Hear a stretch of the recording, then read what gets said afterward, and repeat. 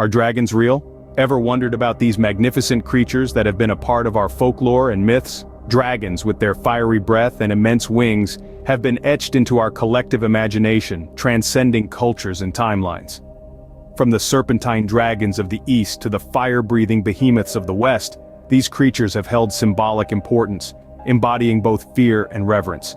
They've been immortalized in art, literature, and even historical accounts. But the question remains, were dragons real? Let's delve into the past to find an answer. Dragons, as we know them, have their roots in ancient cultures. Remarkably, the image of these mythical creatures has been etched in the memories of our ancestors, transcending geographical boundaries and cultural differences. Dragons were considered real creatures until relatively recently, a belief that was fueled by various historical accounts, art, petroglyphs, and literature. From the soaring dragons of East Asia to the malevolent serpents of the West, these creatures have been depicted in countless pieces of ancient art and literature.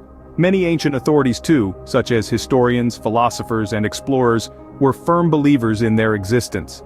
Their vivid descriptions of dragons not only fueled the imagination of their contemporaries, but continue to intrigue us even today. Even the science of paleontology has contributed to this belief, as the discovery of dinosaur fossils often led to speculation about dragons. These accounts of dragons are difficult to dismiss considering the weight of historical and scientific evidence. But what does the Bible say about dragons? Is there any religious evidence supporting their existence? Well, the Bible does indeed mention dragons, but not quite in the way you might imagine. The word dragon appears several times in the Old Testament, mostly in the book of Job, Psalms, and Isaiah.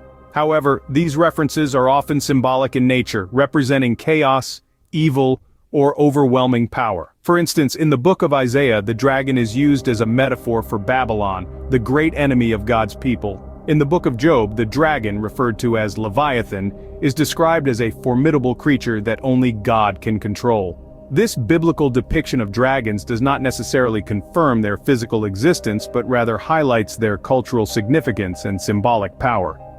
They serve as metaphors for adversities that one might face in life, embodying chaos and destruction.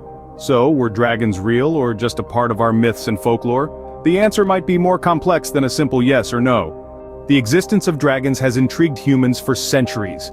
The rich tapestry of historical accounts, ancient art and petroglyphs, and literature from around the globe, all pointing towards these mythical creatures, certainly fuels this fascination. Even religious texts like the Bible have references that can be interpreted as dragons. While hard evidence remains elusive, these instances are difficult to simply dismiss. Whether dragons were real or not, they continue to captivate our imagination and remain an integral part of our culture and stories.